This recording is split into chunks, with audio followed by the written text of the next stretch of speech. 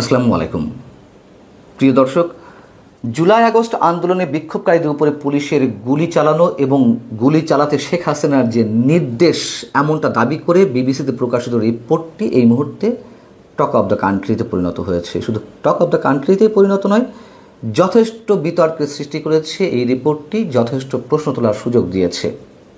এই রিপোর্টের সাংবাদিকতা, অনুসন্ধানী সাংবাদিকতার মান নিয়েও অনেকে প্রশ্ন করতে পারেন, সেই সুযোগও বিবিসি করে দিয়েছে। পাশাপাশি প্রশ্ন উঠেছে এই মুহূর্তে এই বিতর্কিত রিপোর্টটি আসলে কী উদ্দেশ্যে করা হলো। বিষয় হচ্ছে যে ৩৫ মিনিটের যে ভিডিও ভার্সন রিপোর্টটির, তার দুটি অংশ। একটি হচ্ছে অভ্যুত্থানের মুখে সাবেক প্রধানমন্ত্রী শেখ হাসিনা যখন দেশ ছাড়লেন, তারপর ৫ আগস্ট দুপুরের পরে যাত্রাবাড়িতে পুলিশের গুলিতে যে 52 জন নিহত হয়েছে বিবিসির দাবি অনুযায়ী, তা নিয়ে অনেক কথা রয়েছে। আরেকটি অংশ হচ্ছে শেখ হাসিনা সরাসরি বিক্ষোভকারীদের উপরে গুলি করার নির্দেশ দিয়েছিলেন, আগ্নেয়াস্ত্র, মরণাস্ত্র প্রয়োগ করার নির্দেশ দিয়েছিলেন পুলিশকে। যেহেতু অনেক বড় রিপোর্ট, অনেক আলোচনা করতে হয়, দীর্ঘ হয়ে যাবে। আমি শুধু শেখ হাসিনা যে নির্দেশনা দিয়েছিলেন গুলি করতে বিবিসির দাবি অনুযায়ী অডিও রেকর্ডের পরিপ্রেক্ষিতে, সেটি নিয়ে আলোচনা করতে চাই।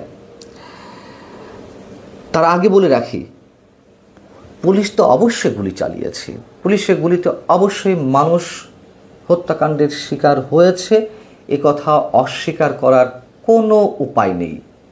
পুলিশ অবশ্যই গুলি চালিয়েছে।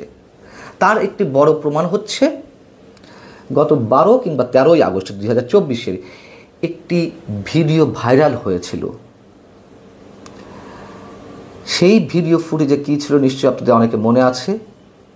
সেখানে দেখা যাচ্ছিল সম্ভবত রাজধানীর ওয়ারিজনের ডিসি মোহাম্মদ ইকবাল, তিনি তৎকালীন স্বরাষ্ট্রমন্ত্রী আসাদুজ্জামান খান কামালকে একটি ভিডিও ফুটেজ দেখাচ্ছেন তার মোবাইলে ধারণ করা, এবং তাকে বলতে শোনা যাচ্ছে ওই ভিডিও ফুটেজটি দেখানোর সাথে সাথে, গুলি করে করে লাশ নামানো লাগছে স্যার, গুলি করি, মরে একটা, আহত হয় একটা, একটাই যায় স্যার, বাকিটি যায় না। এইটা হলো স্যার সবচেয়ে বড় আতঙ্কের এবং দুশ্চিন্তার বিষয়। এবং তার পাশে ওই সময় পুলিশের তৎকালীন প্রধান আইজিপি চৌধুরী আবদুল্লাহ আল মামুনকেও দেখা যাচ্ছিল, তিনি দাঁড়িয়েছিলেন, তিনিও দেখছিলেন ওই ভিডিও ফুটেজ। এখন বিষয় হচ্ছে বিবিসির 35 মিনিটের যে ভিডিও ভার্সন রিপোর্টটি বা প্রতিবেদনটি, তার 31 মিনিট 4 সেকেন্ড থেকে 31 মিনিট 12 সেকেন্ড পর্যন্ত মাত্র 7-8 সেকেন্ডের একটি অডিও ক্লিপ শোনানো হয়েছে শেখ হাসিনার, যেখানে তিনি পুলিশকে সরাসরি নির্দেশ দিচ্ছেন বিক্ষোভকারীদের উপরে মরণাস্ত্র প্রয়োগ করতে, গুলি করতে। প্রথম প্রশ্ন হচ্ছে, শেখ হাসিনা কাকে নির্দেশ দিচ্ছিলেন? তার কণ্ঠ কোথায়? নিশ্চয়ই কারো না কারোর সাথে কথোপকথন হচ্ছিল। কথোপকথনের অপর প্রান্তের ব্যক্তিটি কে, কি তার পরিচয়? কেন সম্পূর্ণ কথোপকথনটি বের করার চেষ্টা করা হয়নি বা প্রচার করার চেষ্টা করা হয়নি? মাত্র কয়েক সেকেন্ডে, এই 7-8 সেকেন্ডের অডিও ক্লিপ থেকে বোঝার কোনো উপায় আছে কিনা আমাদের স্পষ্টভাবে যে ওটি শেখ হাসিনাই ওই ঘটনার পরিপ্রেক্ষিতে গুলির নির্দেশ দিয়েছেন? আওয়ামী লীগ যেটি দাবি করছে পরবর্তীতে এসে, যে মাত্র ওই কয়েক সেকেন্ডের যে অডিও ক্লিপ, সেটি আসলে 2016 সালে রাজধানীর গুলশানের হলি আর্টিজানে যে জঙ্গি হামলা, সেই জঙ্গি হামলার পরিপ্রেক্ষিতে জঙ্গিদের নির্মূল করতে একটা পর্যায়ে শেখ হাসিনা এই নির্দেশনাটি দিয়েছিলেন, যেটি 2024 18ই জুলাইয়ের অডিও রেকর্ড বলে প্রচার করা হচ্ছে। তারপরেও প্রশ্ন হচ্ছে, যাদের বিরুদ্ধে অভিযোগ করা হচ্ছে, অর্থাৎ আওয়ামী লীগের সভানেত্রী বা সাবেক প্রধানমন্ত্রী বা সোজাসুজি আওয়ামী লীগের বিরুদ্ধে, তাহলে তাদের কোনো বক্তব্য নেওয়া হয়নি কেন?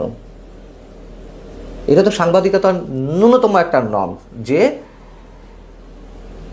একটা অভিযুক্ত খুনির বিরুদ্ধেও যদি অভিযোগ দাঁড় করানো হয়, তাহলে ওই অভিযুক্ত খুনিকেও আত্মপক্ষ সমর্থনের সুযোগ দিতে হবে, তার বক্তব্য নিতে হবে। এক্ষেত্রে কি সেটি চেষ্টা করা হয়েছে?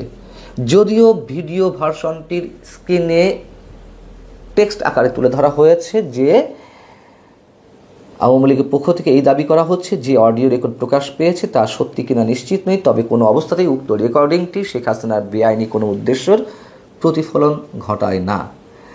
কিন্তু প্রশ্ন হচ্ছে যে কারা দাবি করলো, কোন আওয়ামী লীগ এটি? বিবিসি বলছে একজন মুখপত্র এই দাবি করেছেন। সেই মুখপত্রটি কে, তার পরিচয় কি, কেন প্রকাশ করা হলো না? অনেক প্রশ্ন দাঁড়ায়। আরও প্রশ্ন আছে। বিবিসি দাবি করছে যে এই অডিও রেকর্ডটি তারা নিজস্ব যে এআই টুলস সেটি দিয়ে তারা নিশ্চিত হয়েছে। হতেই পারে, তার কারণ আওয়ামী লীগ যে দাবিটি করছে 2016 সালের, সেই অডিও রেকর্ডও তো হতে পারে। আচ্ছা, বিবিসি আবার বলছে যে বিশ্বে মানবাধিকার ও পরিবেশ রক্ষার ইস্যুতে অডিও সংক্রান্ত তদন্তে কাজ করে অলাভজনক একটি প্রতিষ্ঠান ইয়ারশট, তারাও এই অডিওটির ফরেন্সিক এক্সপার্টদের দিয়ে পরীক্ষা করিয়েছে যে এটি জেনুইন শেখ হাসিনা কণ্ঠ। হতে পারে, আগেই বলেছি। আচ্ছা, পরবর্তীতে আরও যে প্রশ্নের দাঁড় করায় তা হচ্ছে আওয়ামী লীগের কারো বক্তব্য তো স্পেসিফিক্যালি আমাদের সামনে তুলে ধরা হয়নি। বিপরীতে কার বক্তব্য নেওয়া হয়েছে? টবি ক্যাডম্যানের। এই রিপোর্টটি তো শেখ হাসিনা বা আওয়ামী লীগ বিরোধী যারা আছে তারা লুফে নেবেনি। আর সেখানে টবি ক্যাডম্যান হচ্ছেন বর্তমানে আন্তর্জাতিক অপরাধ ট্রাইব্যুনালের যিনি চিফ প্রসিকিউটর, রাষ্ট্রপক্ষের প্রধান আইনজীবী তাজুল ইসলাম, তার মূল পরামর্শক। আবার তাজুল ইসলাম কে ছিলেন সে কথাও আমরা জানি। মানবতা বিরোধী অপরাধে অভিযুক্ত জামাতের শীর্ষ নেতাদের প্রধান আইনজীবী ছিলেন। তিনি আবার এই টবি ক্যাডম্যানকে ওই সময় 2009 বা 10-11 দিকে মূল পরামর্শক হিসেবে টবি ক্যাডম্যানকে নিয়োগ দিয়েছিলেন বা দিতে চেয়েছিলেন। সেই টবি ক্যাডম্যানই আবার এখন রাষ্ট্রপক্ষের এই যে মূল আইনজীবী তাজুল ইসলামের পরামর্শক। তো তিনি তো বলবেনই। তিনি কি বলছেন যে রেকর্ডিংগুলো তার ভূমিকা শেখ হাসিনার ভূমিকা প্রমাণের জন্য অত্যন্ত গুরুত্বপূর্ণ, এগুলো স্পষ্ট এবং সঠিকভাবে প্রমাণিত হয়েছে এবং অন্যান্য প্রমাণ দ্বারা সমর্থিত হোক আর না হোক, তারা তো বলবে যে এগুলো অবশ্যই সত্য, না বলার তো কোনো কারণ নেই। এমন একজন বিতর্কিত ব্যক্তির বক্তব্য নেওয়া হয়েছে বিবিসির পক্ষ থেকে। কেন? আর কেউ ছিল না? বাংলাদেশে আইনজ্ঞ, বিশেষজ্ঞ আর কেউ ছিল না? তাদের বক্তব্য নেওয়া যেত না? এবার বিবিসির যে গাঁথনি সংবাদের ভাষ্যের একটা অংশের কথা একটু শোনাই। অনেক প্রশ্ন এখানে উত্থাপিত হয়। এখানে বলা হচ্ছে যে শেখ হাসিনার নির্দেশনায় বলা হয় নিরাপত্তা বাহিনীর সদস্যরা আন্দোলনকারীদের যেখানে পাবে সোজা গুলি করবে। এটি বলা ছিল। অজ্ঞাত একজন ঊর্ধ্বতন সরকারি কর্মকর্তার সঙ্গে শেখ হাসিনার কথোপকথনের ফাঁস হওয়া অডিওটি এখন পর্যন্ত সবচেয়ে গুরুত্বপূর্ণ প্রমাণ যে তিনি সরকার বিরোধী বিক্ষোভকারীদের গুলি করার জন্য সরাসরি নির্দেশনা দিয়েছিলেন। তারপর এসে বলছে জাতিসংঘের তদন্তকারী দলের তথ্য মতে গত জুলাই-আগস্টের ওই আন্দোলন ও সহিংসতায় অন্তত 1400 জন মানুষ প্রাণ হারান। কিভাবে পরম্পরায় সাজানো হয়েছিল আইনগুলো? তার মানে কি 5 আগস্টের আগেই 1400 জন মানুষ নিহত হয়েছে? জাতিসংঘের তদন্তকারী দল সেটি বলেছে। জাতিসংঘের তদন্তকারী দল তো বলেছে 15 আগস্ট পর্যন্ত যারা নিহত হয়েছেন তাদের পরিসংখ্যানটি দেওয়ার চেষ্টা করেছে।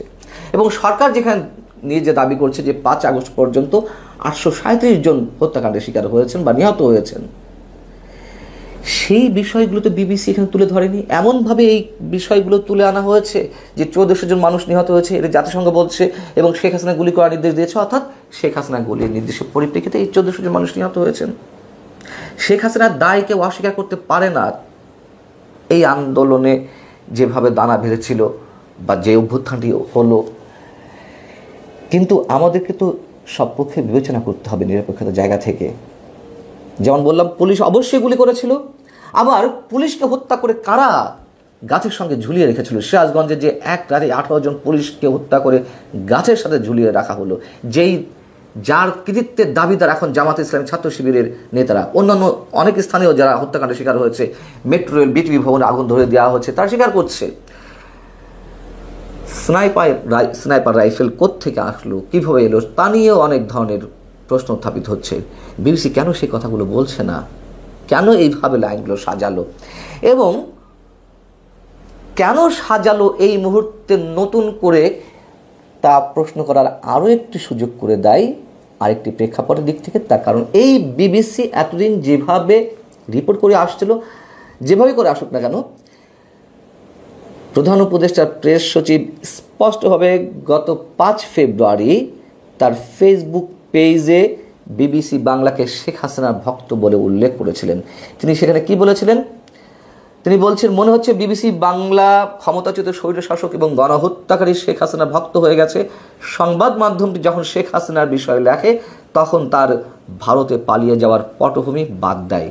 আওয়ামী লীগ সরকার পতনের পর উনি ভারতে চলে গেছেন এমন শব্দ ব্যবহার করতে তারা অধিকতর পছন্দ করে।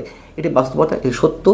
এটি নেগেটিভলি ধরা যাক বা পজিটিভলি ধরা হোক, যেভাবে হোক না কেন, বিবিসি সম্ভবত, আমার দেখা যদি ভুল না হয়ে থাকে, এই রিপোর্টে সর্বপ্রথম সম্ভবত শেখ হাসিনা পালিয়ে গেছেন এই ধরনের শব্দ ব্যবহার করা হয়েছে। এর আগে আমার যদি ভুল না হয়ে থাকে কোথাও পালিয়ে যাওয়া শব্দ ব্যবহার করা হয়নি। পরবর্তীতে এই স্ট্যাটাসে পরে যদিও প্রেস সচিব দুঃখ প্রকাশ করেছিলেন, ক্ষমা প্রকাশ করেছিলেন। তিনি বলেছিলেন যে বিবিসির সংবাদ নিয়ে আমার সাম্প্রতিক বক্তব্য আমি সংশোধন করতে চাই। তাহলে যখন একটি সাপে নেউলে সম্পর্ক তৈরি হয়েছিল, হঠাৎ করে বিবিসি কেন এই ধরনের একটি তুমুল বিতর্কিত রিপোর্ট প্রকাশ করলো, যেটিকে সরকার লুফে নিচ্ছে, আওয়ামী বিরোধীরা লুফে নিচ্ছে, শেখ হাসিনার বিরুদ্ধে যারা মামলা পরিচালনা করছেন তারা লুফে। প্রিয় দর্শক, সাজ্জাদ কাদিরের প্রীতি এবং শুভেচ্ছা নিন। এই মুহূর্তে আপনাদের সামনে কথা বলতে এসেছি চীন, পাকিস্তান, বাংলাদেশের ঘনিষ্ঠতায় ভারতের প্রতিরক্ষা প্রধানের উদ্বেগ, এই প্রসঙ্গটা নিয়ে আপনাদের সামনে কথা বলবো। উদ্বেগের যথেষ্ট কারণ আছে। ভারত যত বড় দেশ হোক, যত সামরিক শক্তিতে যত বড় হোক, অর্থনৈতিক শক্তিতে যত বড়টা হোক না কেন, যদি সংঘাতের সম্ভাবনা থাকে, সংঘর্ষের সম্ভাবনা থাকে, তাহলে অর্থনৈতিক জীবনকে যে উন্নতির শিখরে নিয়ে যাওয়া, সেটিতে বাধাগ্রস্ত হতে হয়। ভারত তর করে উন্নতির সোপানে এগিয়ে যাচ্ছে। আজকে আঞ্চলিক সম্পর্ক যখন খারাপ, তখন স্বাভাবিকভাবেই ভারতকে খানিকটা টেনশন, চাপে ফেলে দেয় বা ফেলে দিতেই পারে। বাংলাদেশ ভারত বিশেষ করে সম্পর্ক খারাপ হওয়ায় টেনশনটা, চাপটা আরও খানিকটা বেড়ে গেছে, উদ্বেগটা আরও খানিকটা বেড়ে গেছে। কারণ বিগত 16 বছর যাবৎ ভারত এক প্রকার, বিশেষ করে ভারতের পূর্ব সীমান্তে ভারত নিশ্চিত ছিল যে আমাদের একটি বিশ্বস্ত জায়গা, বিশ্বস্ত দেশ বাংলাদেশ। কিন্তু গত বছরের 2024 সালের 5 আগস্ট ক্ষমতার পট পরিবর্তনের পর থেকে বাংলাদেশ কার্যত ভারতের সেই বিশ্বস্ত বন্ধু, সেই বিশ্বস্ততার জায়গার ট্র্যাক থেকে ছুটে বেরিয়ে গেছে। বাংলাদেশ বলতে গেলে বলা যায় এখন পাকিস্তান ব্লকে প্রবেশ করেছে। পাকিস্তান, চীন, বাংলাদেশ ব্লকে প্রবেশ করেছে। এতে করে ভারতের বাড়তি উদ্বেগ, উৎকণ্ঠা খুব স্বাভাবিক। ওদিকে পশ্চিম সীমান্তে পাকিস্তান চোখ রাঙাচ্ছে, পূর্ব সীমান্তে বাংলাদেশ পাকিস্তানেরই বন্ধু। এখনকার আজকের পৃথিবীতে, আজকের সময়ে পাকিস্তানের বন্ধু প্রতিম রাষ্ট্র হয়ে গেছে, নিকটতম বন্ধু ভারতকে সরিয়ে। সেই জায়গায় খুব স্বাভাবিকভাবে ভারতের কর্তা ব্যক্তিদের সর্বস্তরে উদ্বেগ, উৎকণ্ঠা থাকবে। সেখানে উদ্বেগ প্রকাশ করলেন ভারতের চিফ অফ ডিফেন্স স্টাফ, ভারতের সশস্ত্র বাহিনীর সর্বাধিনায়ক অনিল চৌহান। ভারতের chief of defence staff general Anil Chauhan বলেছেন, বাংলাদেশ, চীন ও পাকিস্তান নিজেদের সাথে একে অপরের দিকে ঝুঁকছে। তাদের এই ঘনিষ্ঠতা ভারতের নিরাপত্তা ও স্থিতিশীলতার ওপর মারাত্মক প্রভাব ফেলতে পারে, খবর দিয়েছে ভারতীয় গণমাধ্যম। দেশটির চিন্তক প্রতিষ্ঠান অবজারভার রিসার্চ ফাউন্ডেশনের ফরেন পলিসি সার্ভে 2024-এর উদ্বোধনী অনুষ্ঠানে দেওয়া ভাষণে তিনি একথা বলেন। জেনারেল চৌহান বলেন, অর্থনৈতিক সংকটের কারণে ঋণ কূটনীতির মাধ্যমে ভারত মহাসাগর অঞ্চলে বাইরের শক্তিগুলো প্রভাব বিস্তারের সুযোগ পাচ্ছে। এটি ভারতের জন্য একটি দুর্বলতা। নিজেরা নিজেদের দুর্বলতা নিয়ে গবেষণা করা, আলাপ করা, এটি কিন্তু অত্যন্ত ইতিবাচক। ভারত সেটি করছে, আমরা করি না। ভারত সেটি করে নিজেরা নিজেদের সুরক্ষার জন্য যে ব্যবস্থা নেওয়ার সেই ব্যবস্থাও তারা নিচ্ছে, প্রতিনিয়ত নিচ্ছে। অনিল চৌহান বলেন, এইভাবে দক্ষিণ এশিয়ায় সরকারের ঘন ঘন পরিবর্তন, ভূ রাজনৈতিক সমীকরণ এবং আদর্শিক দৃষ্টিভঙ্গির পরিবর্তন আমাদের সামনে একটি বড় চ্যালেঞ্জ।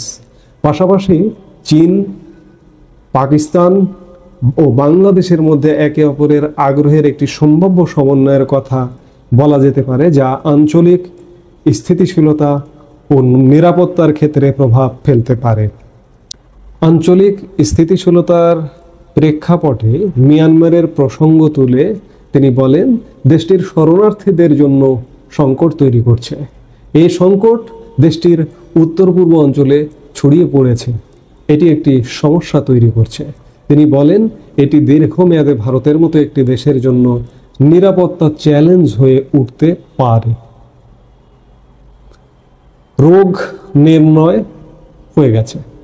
ভারতের সেনা সর্বাধিনায়ক রোগ নির্ণয় করছেন। তিনি তার বক্তব্যেও বলছেন, রোগ নির্ণয় মানেই রোগ সারানোর ব্যবস্থা, ঔষধ দেওয়া, মেডিসিন দেওয়া। সেই মেডিসিনও তারা নিশ্চয়ই তৈরি করবেন। উদ্বেগ থাকবে, উৎকণ্ঠা থাকবে এবং একই সাথে মেডিসিন তাদের তৈরি থাকবে। সাম্প্রতিক সময়ে সত্যিকার অর্থে উদ্বেগ উৎকণ্ঠার যথেষ্ট কারণ আছে। আমরা দেখলাম একদম অতি সম্প্রতি পাক ভারত যুদ্ধ, স্বল্পতম সময়ের একটি যুদ্ধ। আমি আজকেও বাংলাদেশ নিয়ে, বাংলাদেশ ভারতের একটি শত্রু রাষ্ট্রের সাথে সম্পর্ক স্থাপন করতে যাচ্ছে, এটি নিয়ে একটি ভিডিও দিয়েছি, ঠিক ইমিডিয়েট আগের ভিডিওটা। সেই জায়গায় ভারত খানিকটা বলা যায় যে এই যে থ্রেডগুলো, এই থ্রেডগুলোর কারণে ভারতের নিঃসন্দেহে একটু বাড়তি টেনশন এবং টেনশন অনুযায়ী তারা ব্যবস্থা নিতে পারে। আমরা দেখেছি কদিন আগে পাকিস্তানের বিরুদ্ধে ব্যবস্থা নিয়ে কিভাবে পাকিস্তানকে নাস্তানাবুদ করেছে। এতে করে শুধু ভারত নয়, আমাদের এই অঞ্চল মরা পাকিস্তান, আমি মরা পাকিস্তানি বলবো, মরা পাকিস্তান মরছে দিনের পর দিন, যুগের পর যুগ। সাথে আমাদের প্রিয় মাতৃভূমি বাংলাদেশ, শান্ত বাংলাদেশকে আজকে পাকিস্তান উস্কানি দিয়ে অশান্ত করে ছেড়েছে। সার্বিক বিচার বিশ্লেষণে সেটি তো অবশ্যই। সেই জায়গায় ভারত শুধু উদ্বেগে নয়, বাংলাদেশের জন্য যথেষ্ট উদ্বেগের কারণ আছে। যে কোনো সময় যে কোনো ঘটনা ঘটে যেতে পারে। উত্তেজনা বাড়তে বাড়তে আমাদের এই অঞ্চলে তো দীর্ঘস্থায়ী যুদ্ধ আমরা দেখিনি, 1971 সালের পরে আর দেখিনি।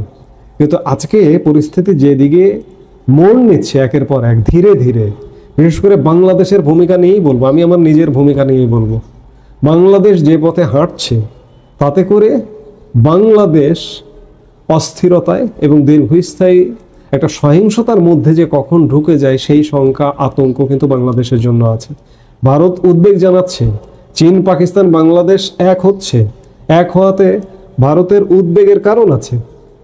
শুধু যে আজকে এমনটা তা কিন্তু নয়। ভারত এর আগেও চীন, পাকিস্তান এক হওয়া দেখেছে, মার্কিন যুক্তরাষ্ট্র এক হওয়া দেখেছে। এর আগে বলতে আমি সেই আমার মুক্তিযুদ্ধের কথা বলতে চাই। এই বাংলাদেশকে কেন্দ্র করে চীন, পাকিস্তান, মার্কিন যুক্তরাষ্ট্র এক ছিল। ভারত একাই ফেস করে রাশিয়াকে সাথে নিয়ে বাংলাদেশের ভূখণ্ডের বিজয় এনে দিয়েছে, সেই আজ থেকে 54 বছর আগে। আজকে উদ্বেগ, উৎকণ্ঠা, ভারতের রোগ নির্ণয় হয়েছে, এটি ভারতের জন্য ইতিবাচক। আজকে 2025 সাল বা 26 সালের রোগও সারাতে পারবে সেই সক্ষমতা ভারতের আছে। কিন্তু মাঝখান থেকে বিপদ